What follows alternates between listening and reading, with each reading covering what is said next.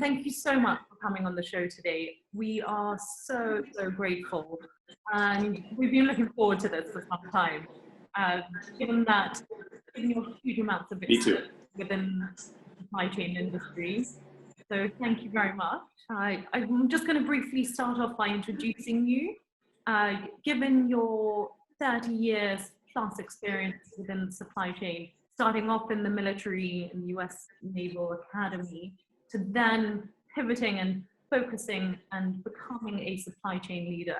Most recently, you are the Chief Supply Chain Officer of TriMark in the US, and you were prior to that the VP of Supply Chain at Walmart.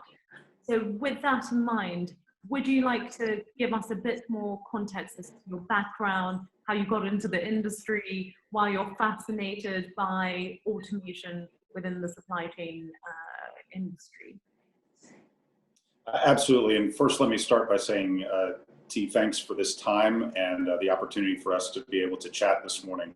I've been looking forward to this as well. Yes, I did start in the U.S. military. I flew helicopters for the U.S. Marine Corps. And as I looked at what I wanted to do next, one of the things I wanted to do was to leverage my industrial engineering background and education in a way that would really help me understand business at its ground level, how business was done. And I'd always been fascinated by the supply chain.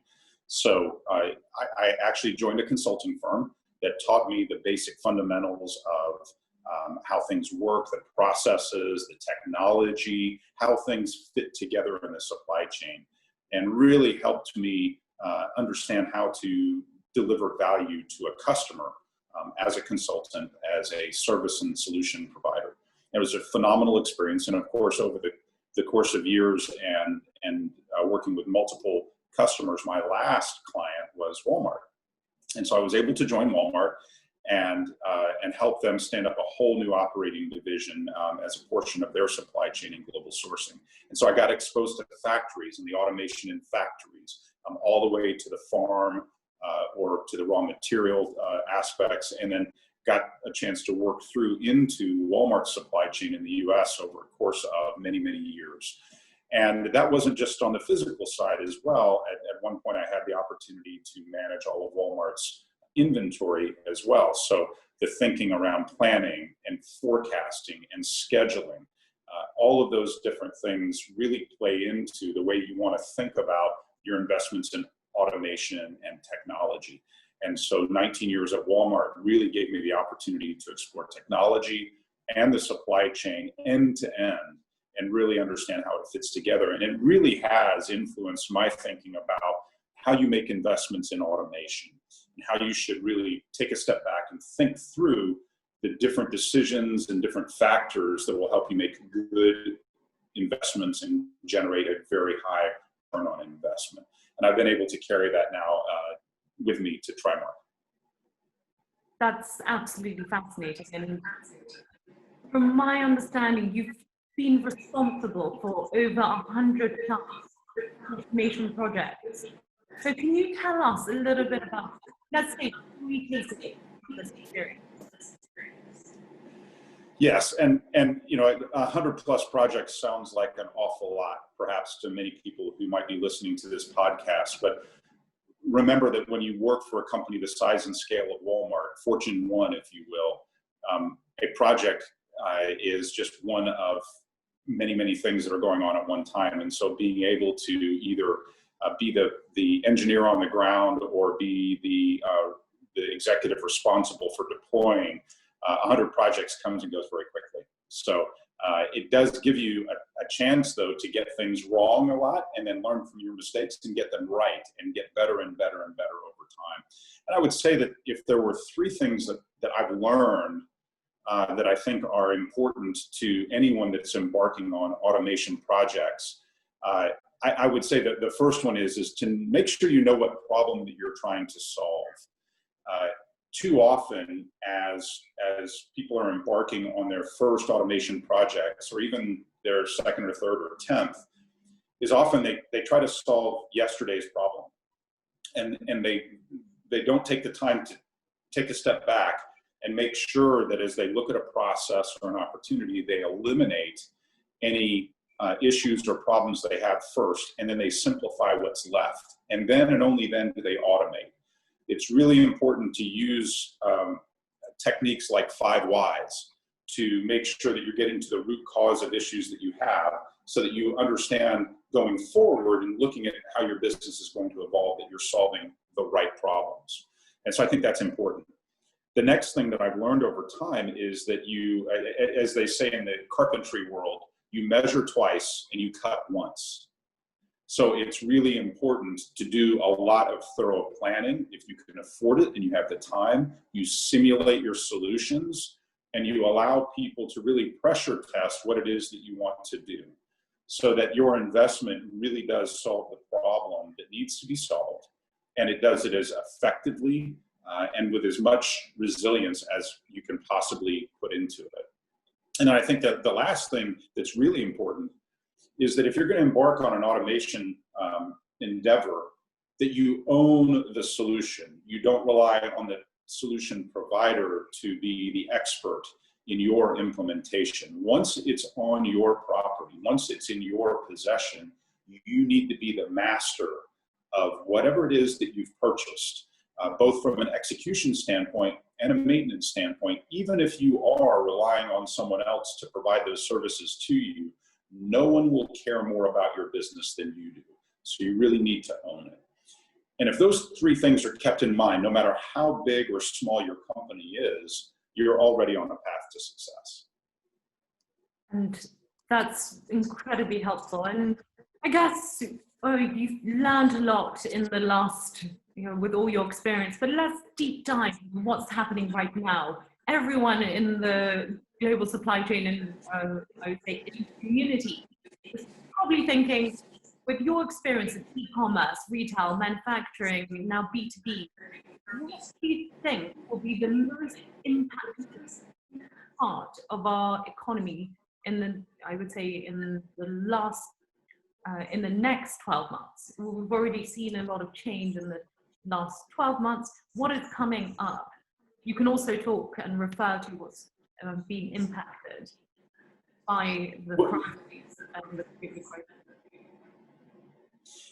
There's so much going on, and the interesting thing about this topic is that we can all relate to it. We can relate to it personally and professionally. And with most things, I think it's always important to start with the customer, the consumer of whatever part of the industry that we're talking about. And when you look at it that way, it's easier to start to look and see where we're seeing positive stories and more constructive or even negative stories or negative impacts. And certainly when you start to think about the positive impacts, you start to think about things like grocery, both online and retail, bricks and mortar, as one of those areas that is winning, if you will, and having a positive impact. You can also think about e-commerce in general, because many of the retail outlets for a lot of different commodities or a lot of different products are now not even available. So you can certainly see that those are areas where there has been a lot of a positive impact. An impact nonetheless, though, whether it's Amazon delaying Amazon Prime Day, part of that was gearing up for a peak that was way over and above what they had expected to find. Or grocery, a company like Walmart, who is in the day-to-day business of delivering what people need, they definitely had pressures on a very well thought out and a very broad and scaled business already to be able to keep up with the shifting demand. And then you've got the added complication of transportation and all the pressures they had with drivers and capacity as COVID was impacted. And that's impacted both of those areas as well. Now, those are all good problems to have when you look at it in contrast to areas that have been negatively impacted. And certainly there have been plenty of what you would consider non-essential items that initially were completely shut down. And then other areas that have really struggled to find their way to convert to a new channel like e-commerce, where they can continue to keep their business alive. And for those companies, even automation isn't a silver bullet for them, because if you've already automated and you don't have some of the labor challenges that some companies who have not automated before, you've still got automation that's sitting idle, which you have to pay for, and it's depreciating. And so you've got this machine that you've built that isn't running for you, but it's still costing you money. And so I think a lot of companies are going to have to adjust to the omni-channel world and be able to balance their investments. Still, though, the long run is going to be whether it's a positive impact or even a negative impact that you're having to compensate for and adjust for. Automation is really going to be key to success in the supply chain in the future. So with that in mind, given you're really well positioned at TriMark to be across hand sanitizers to anything related to food. So can you tell us a little bit about how your supply chain, how has your business been impacted? And what are you hearing from your customers right now? Well, in the business I'm in today, the customers for a company like TriMark, which is, for those who are not familiar with TriMark, TriMark is the largest distributor of commercial kitchen equipment in the United States. And that spans mom and pop restaurants to chain restaurants to big entertainment venues like a football stadium or a baseball stadium or an event arena or something like that, as well as prisons and hotels and schools of any size, from a university to an elementary school. And so there's a breadth of companies that have commercial kitchen equipment, and they're all customers. And those customers are all being impacted in slightly different ways. You've got companies, large companies that have their own cafeterias for their workers. Well, their workers aren't coming to work today. And many of them are thinking about the future and saying, well, eventually we'll still have offices and we'll still need to feed people. And other ones are saying, you know what, I'm going to sell my office because my workers are never coming back to work. And so you're seeing this shift as people make value decisions about their business. There have been some restaurant chains like Chick-fil-A, for instance, who have had phenomenal success because they already had a drive-through business, for instance, where you didn't have any sort of safety risk, or definitely a lessened safety risk of serving your customers, and you had a very loyal customer base. And so you see companies like Chick-fil-A who may be making investments in the future. And so it's really varied.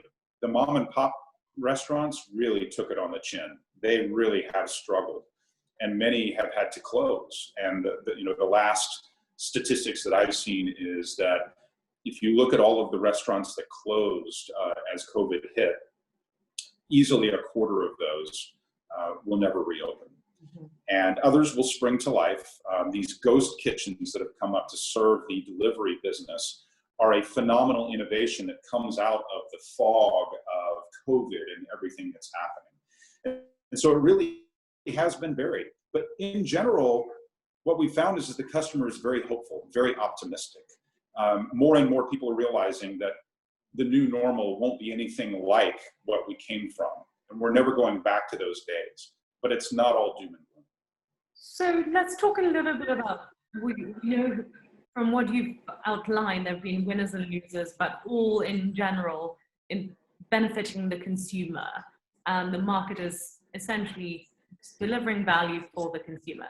Let's talk about, where is automation playing in this? What technologies are being used right now to make sure that the consumer is getting the right goods to them at the right time? And even within the food industry, if we focus a little bit.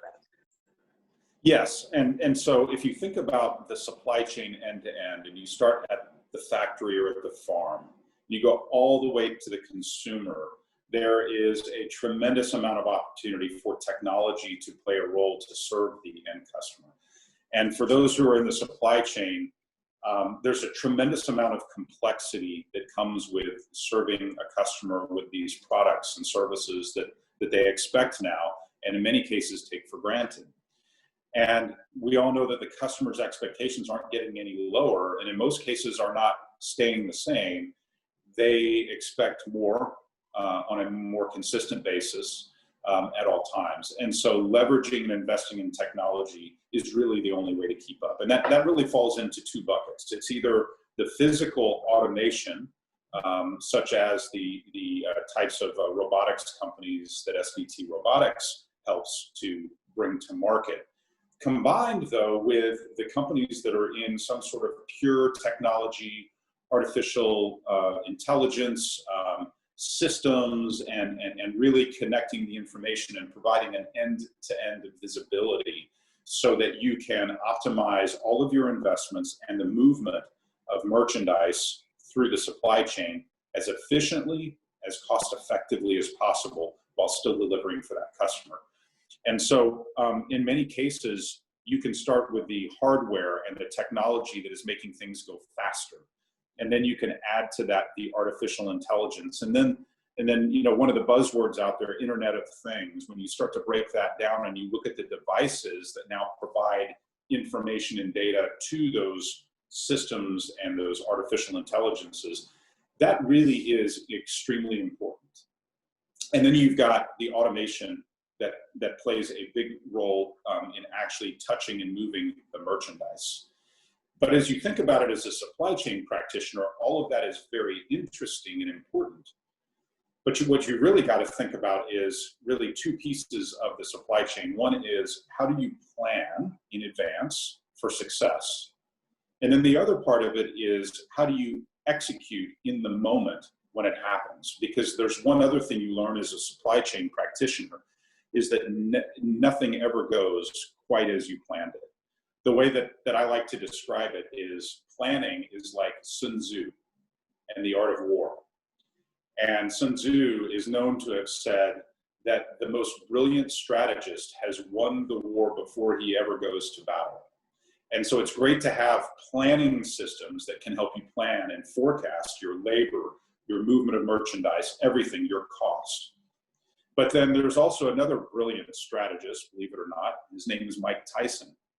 And Mike Tyson is known to have said, everyone has a strategy until they get punched in the mouth.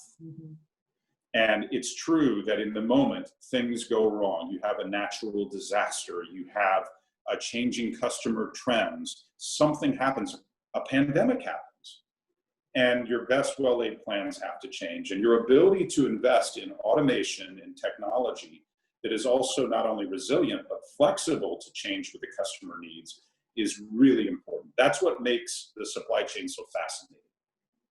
So let's talk about you're literally the poster child for automating the chain, because what we're doing is trying to communicate exactly what parts of the supply chain need to be automated or become more efficient, and how everyone needs to connect together. Because the name of the game now is collaboration. So let's talk about the leaders within the industry. How in this crisis are they actually working together? Because you don't have conferences anymore. You are working from home. You don't have essentially a way to connect the dots. So what is the recommendation for supply chain leaders out there, whether they're hardware or software, who work together to build this efficient system that we're essentially talking about here? Well, one of the things that I've noticed personally is how much more I spend time reading and listening, whether it's digital publications like Supply Chain Dive, or it's podcasts like this one, to hear what other people are talking about. I've been a part of a couple of virtual summits that have been put on by industry organizations, and some of those topics, and selecting the topics that are most important to you at the time and engaging in those conversations, I think are important. And so I think the whole industry is learning a new muscle there. In addition to that, though, I think it's important that technology companies really invest in having a good website that show demos of their technology, that provide information that is beyond what you would normally have gotten if you knew that you were going to have a trade show in 6 months' time. You would wait and show all the secrets there. Now you don't have that luxury. Being able to have a really clear, compelling message on the return on an investment in your technology, but then also having a demonstration that someone can look at, of video, explanations, all of that information, and even testimonials are really important. At some point, you still have to get together and see what you're investing in. But it is important to do that. And then finally, I would say, staying engaged in the conversation. One way to do that is to be involved in some sort of incubator or test or startup company or a startup organization. For instance, Walmart invested in a relationship with Plug and Play, and Plug and Play brings startups to Walmart based upon what they're looking at. And not just Walmart, they do this with many, many companies. In Northwest Arkansas, that would include Tyson and J.B. Hunt, and then they're bringing in more people. And that allows you to see the various technologies, in some cases benchmark them against each other, but really stay close to how new innovative companies are solving problems that exist.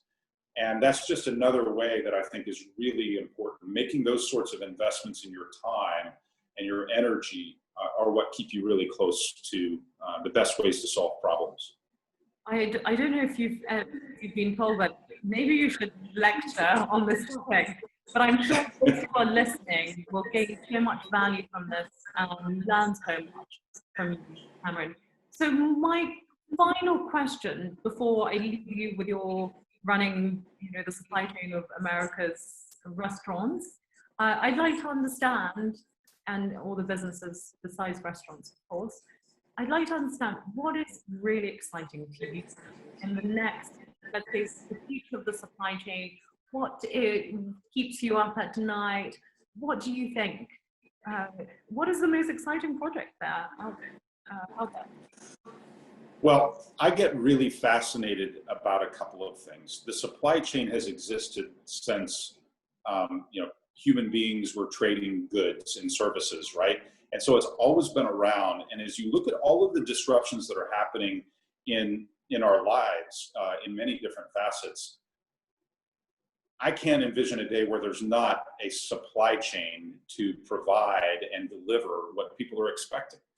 And so we're in a business that's going to be around. And so that's comforting in one way, but it's also one that will be under constant disruption. And so if you don't like change and you don't like the increasing pace of change, you're probably not going to be happy working in the supply chain. But at the same time, if those are the things that fascinate you, I would tell you there's no better place to be in the professional world today than in the supply chain. But you've got to roll up your sleeves and dive in, because the value is in understanding the detail and connecting that to the big picture and solving these problems.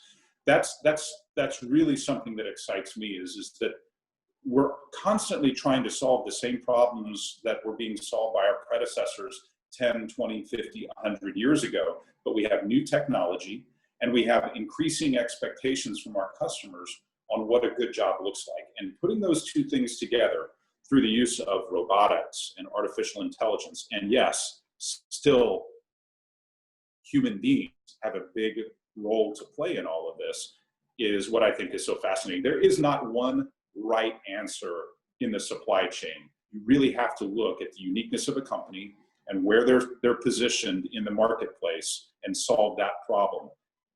The unlimited number of problems to solve is part of what really excites me.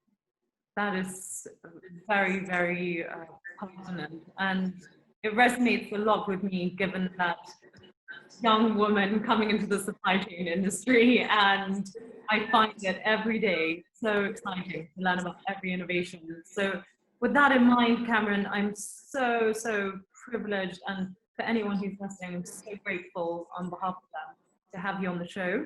And I wish you a very good day. I'm sure we'll have you back on very soon.